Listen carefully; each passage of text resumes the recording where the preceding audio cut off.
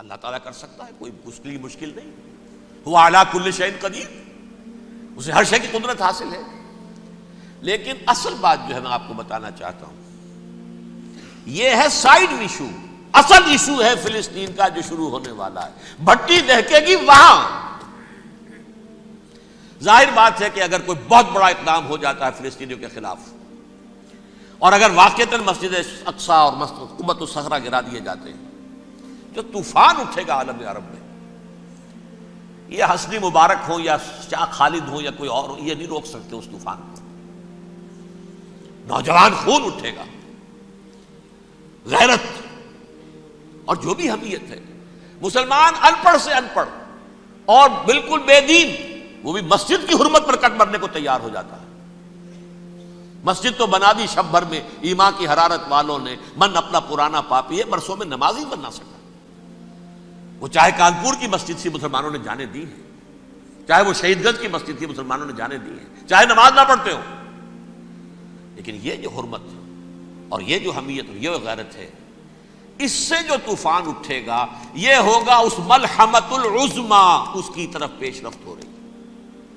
کتاب الملاحم سے احادیث کے حوالے سے کہ جن جنگوں کا حوالہ دیا حضور نے، پیشن گوئی کی ہے، اس کا نقطہ آغاز تھا خلیج کی جنگ. صدام حسین نے اسے کہا تھا یہ مدر آف وارز ہے، ام المحارب، یہ ایک جنگ نہیں ہے. اس کا نقشہ بھی حدیث میں موجود ہے، پیشن گوئی موجود تھی، اس وقت بھی ہم نے شائع کی تھی.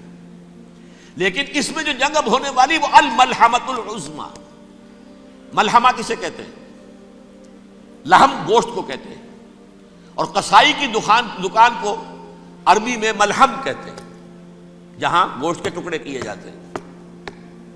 آج کل مشینوں سے ہوتے ہیں، اب جو ہے وہ ہاتھ سے چھریوں سے نہیں ہوتے، لیکن ٹکڑے ہو رہے ہوتے ہیں، جسموں کے چیتھڑے اڑ رہے ہوتے ہیں. ملحمہ، یہی لفظ استعمال کیا تھا حضرت سعد ابن عبادہ نے رضی اللہ تعالی عنہ یوم فتح مکہ. ان کے دل میں تھا کہ اب ہم انتقام لیں گے ان عربوں سے، ان قریش سے. الیوم یوم الملحمہ، الیوم یوم الملحمہ، یہ کہتے ہوئے جا رہے تھے. ایک خاص کیفیت، آج ہے گوشت کے ٹکڑے اڑانے کا دن. حضور سے کہا کسی دن جا کر کہ سعد تو یہ کہہ رہے ہیں الیوم یوم الملحمہ، الیوم یوم الملحمہ. حضور نے فرمایا نہیں، ان سے کہو جا کر الیوم یوم المرحمہ، الیوم یوم المرحمہ، آج رحمت کا دن ہے، آج تو میں ان سب کو معاف کروں گا. لا تثریب علیکم اليوم، میں تم سے وہی بات کہہ رہا ہوں جو میرے بھائی یوسف نے کہی تھی اپنے بھائیوں سے، اذهبوا فانتم الطلقاء، جاؤ تم سب کے سب آزاد.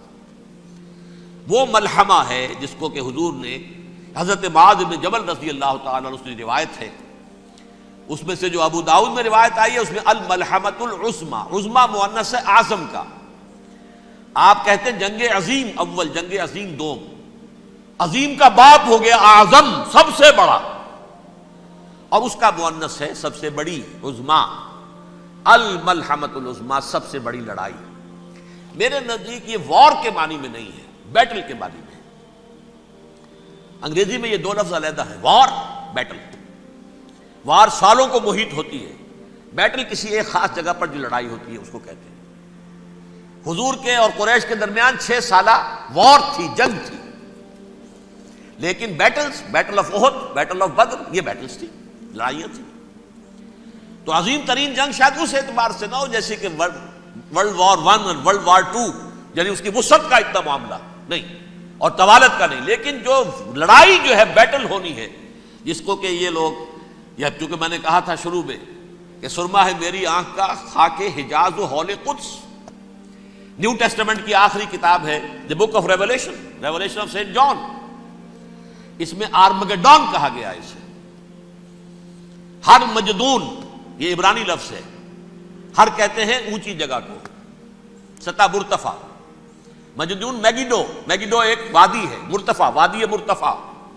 یہ ہے واقع لبنان، اسرائیل اور شام کے درمیان جو ٹکڑا، جو ٹرائنگل بنتی ہے، یہ ہے. یہاں پر بڑی جنگ لڑی جائے گی، اور یہ جنگ صلیب ہوگی جو کہا ہے بش نے، یہ جنگ صلیب.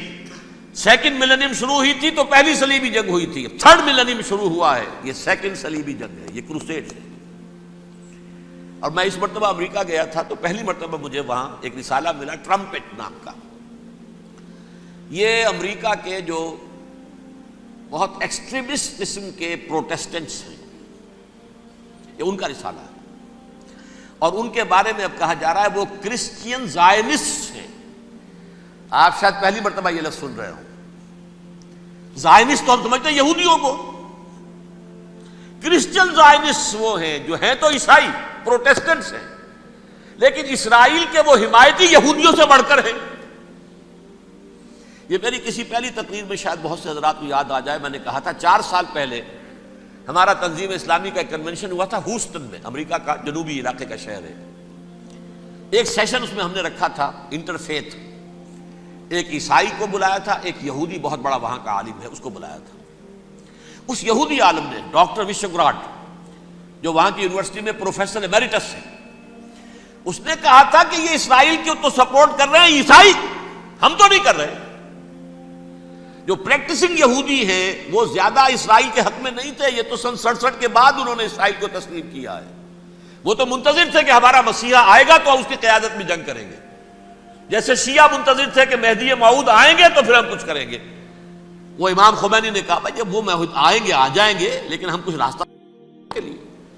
زائنسٹ نے آگے بڑھ کر ریاست قائم کر لی، اور جب یروشلم پر بھی پورا قبضہ کر لیا تب جو ہے در حقیقت مذہبی یہودی جو ہے پھر انہوں نے اپنایا ہے، اون کیا ہے، اور نئے سیٹلمنٹس جو بھی بنے ہیں وہاں پر اسرائیل میں اس میں اکثر و بیشتر مذہبی یہودی آیا، اور بروکلن کے علاقے سے سب سے بڑھ کر آئے ہیں، جو امریکہ میں نیو یارک کا ایک جنوبی علاقہ ہے، بہت بڑا یہودیوں کا بہت بڑا گڑھ ہے. نیو یارک کو جیو یارک بھی کہا جاتا ہے، وہ تو اصل میں مرکز جو ہے وہ تو یہودیوں کا ہے. اس حوالے سے وہاں پر جو کرسچن زائنسٹ کہلاتے ہیں وہ اسرائیل کے یہودیوں سے بھی بڑھ کر کہیں سپورٹر ہیں. بہرحال اس دوسری صلیبی جنگ کا معاملہ جو میں کہہ رہا تھا، ٹرمپٹ نامی رسالہ، اس کا ایک مضمون ہے دی لاسٹ کروسیڈ. اب یہ آخری کروسیڈ ہے جو شروع ہونے والا ہے. میں تو حیران ہوں کس قدر کھل کے وہ باتیں کرتے ہیں. رومن کیتھولکس کو وہ کہتے ہیں کہ یہ شیطان ہے، یہ پوپ شیطان ہے، یہ یورپ کو اس نے جمع کیا ہے کرسچینٹی کی بنیاد پر، اور اس میں زیادہ تر کیتھولکس ہیں. آپ کو معلوم ہے برطانیہ بڑی مشکل سے شامل ہوا ان کے ساتھ، اس لیے کہ وہ پروٹیسٹنٹس کا سردار تھا، ابھی پوری طرح نہیں ہے. یورپ جو ہے وہ رومن امپائر دوبارہ یہ کھڑی کر رہا ہے، اور در حقیقت یہ جو ہے یہودیوں سے بھی چھیننا چاہتے ہیں اسرائیل کو اور فلسطین کو، اور مسلمانوں سے بھی، اور یہ وہی کروسیڈ جو تھے اربن ثانی کے اس کی تیاری کر رہے ہیں تاکہ وہاں پر عیسائی حکومت قائم ہو جائے، کیتھولکس کی، پوپ کی حکومت قائم ہو جائے، جیسے ایسٹ تیمور میں کر دی ہے. ایسٹ تیمور میں کون سی حکومت بنی ہے؟ Roman Catholic. رومن کیتھولک اسرائیل میں بنے تاکہ یہ سارے مقامات مقدسہ جہاں اسرائیل پیدا ہوئے، حضرت مسیح پیدا ہوئے، بیت لحم کہاں ہے؟ وہی ہے کہ نہیں؟ جہاں سے ریزریکشن ہوا ان کے خیال میں وہ کہاں ہے؟ وہیں پر ہے کہ نہیں؟ بڑے بڑے گرجے ان کے وہی ہیں.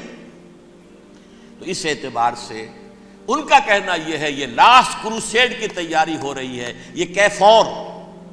اور ان کا کہنا یہ ہے کہ یہ پوری طاقت نیٹو کی جو ہے، یہ پہلے جرمنی سے لائی گئی بوسنیا، انہوں نے خود وہاں جنگ کروائی، انہوں نے خود وہاں پر ایتھنک کلینسنگ کروائی، پھر خود مصالحت کے لیے آ گئے، پھر کوسوو میں انہوں نے خود آگ بھڑکائی. یہ میں نہیں کہہ رہا، یہ وہ ٹرمپٹ رسالہ امریکہ سے چھپنے والا پروٹیسٹنٹس کا رسالہ ہے جو یہ کہہ رہا ہے.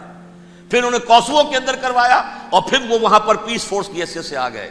اب وہ میسیڈونیا میں کروا رہے ہیں اور وہاں داخل ہو گئے ہیں. اگلا قدم ان کا سائپرس ہوگا، سائپرس میں ترکوں کو اور وہ گریکس کو لڑائیں گے اور وہاں آ جائیں گے، وہاں سے ایک چھلانگ لگائیں گے اور یہ فلسطین میں پہنچیں گے، اور یہ وہاں پر ایک رومن امپائر، اپنی پرانی رومن امپائر کی طرح کی رومن کیتھولک ریاست قائم کرنا چاہتے ہیں. تو وہاں امریکہ کے عیسائیوں میں بھی کوئی ایک طبقہ نہیں ہے، کیتھولکس بھی ہے. کیتھولکس زیادہ نہیں ہے ہمدرد، لیکن اب تابع ہو چکے ہیں.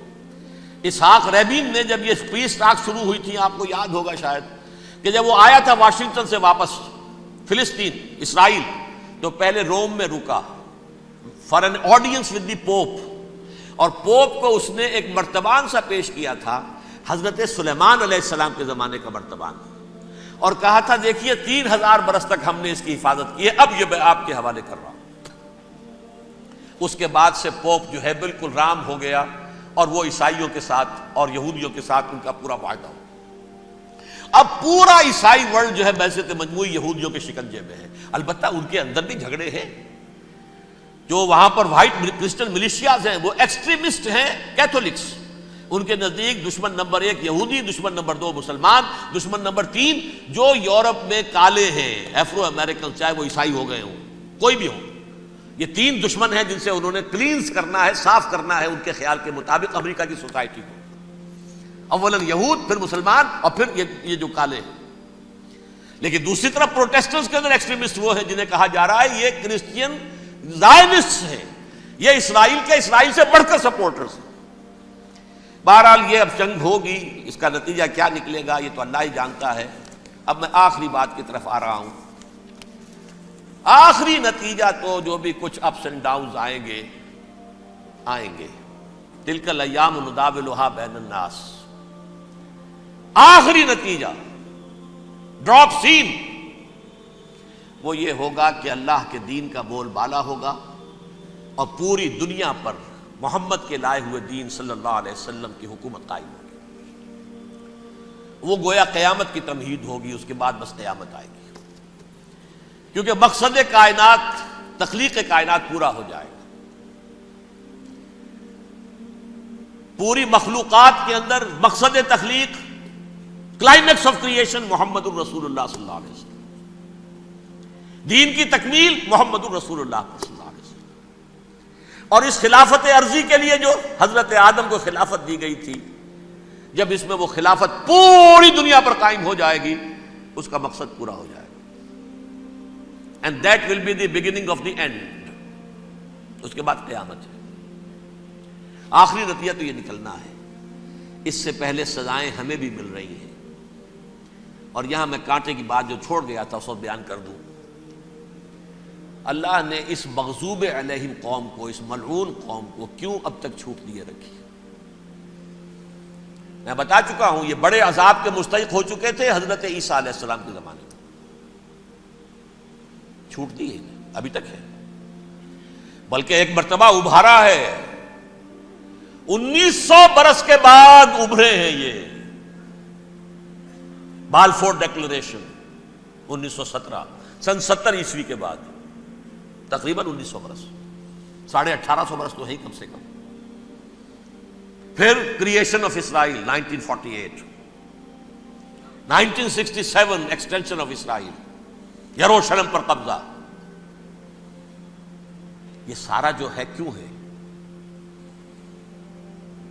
اللہ تعالیٰ اس خیر امت محمد صلی اللہ علیہ وسلم، اس کے بہترین حصے کو سزا ان ملعونوں کے ہاتھوں دے رہا ہے۔ کیوں؟ جو جرم انہوں نے کیا تھا وہی ہم نے کیا۔ انہوں نے اللہ کی کتاب کو پیٹھ کے پیچھے پھینکا، نبذ فریق من الذین اوتوا الکتاب کتاب اللہ وراء ظہورہم، ہم نے اپنی پیٹھوں کے پیچھے پھینکا کہ نہیں؟ کولونیل رول سے آزاد ہوئے، کہیں اسلامی قانون نافذ کیا، کہیں اسلامی نظام قائم کیا؟ تو جو جرم ان کا تھا وہی ہمارا ہے، اور ہم خیر امت ہیں، اور ہمارے میں سے خیر ترین عرب ہیں، ان پر اللہ کا فضل، ان کی مادری زبان میں اللہ کی کتاب موجود ہے۔ پھر انہوں نے اللہ کے دین کو پیٹھ دکھائی۔ جو ملک آزاد ہوا کولونیل رول سے، یا اس نے قبلہ کر لیا اپنا ماسکو کی طرف، یا کر لیا واشنگٹن کی طرف۔ کسی نے مکے کو قبلہ بنایا، یہ بدترین سزا ہے۔ ویل للعرب من شر قد اقترب۔ اور ترمذی شریف میں تو یہاں تک روایت ہے، من اقتراب الساعۃ ہلاک العرب، قیامت کے قرب کی ایک نشانی یہ بھی ہوگی کہ عرب ہلاک ہو جائیں گے۔ ایک حدیث میں الفاظ آتے ہیں کہ حضور نے جب کہا یہ ہوگا یہ ہوگا یہ ہوگا، یہ بربادی آئے گی، تو کسی زوجہ محترمہ نام میں بھول رہا ہوں، انہوں نے پوچھا کہ عرب اس دن کہاں ہوں گے؟ فرمایا العرب یومئذ قلیل، بہت کم۔ آخری خاتمہ ہونا ہے یہود کا حضرت مسیح علیہ السلام کے ہاتھوں. وہ عذاب جو 2000 برس تک ان سے ٹلا رہا وہ آئے گا اور ان کے رسول ہی کے ہاتھوں آئے گا.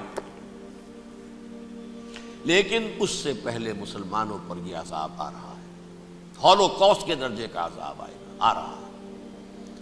البتہ ہم پاکستانی اس میں یوں سمجھ لیجئے کہ وہ تو خبریں موجود ہیں احادیث میں، وہاں تو جو ہونا ہے.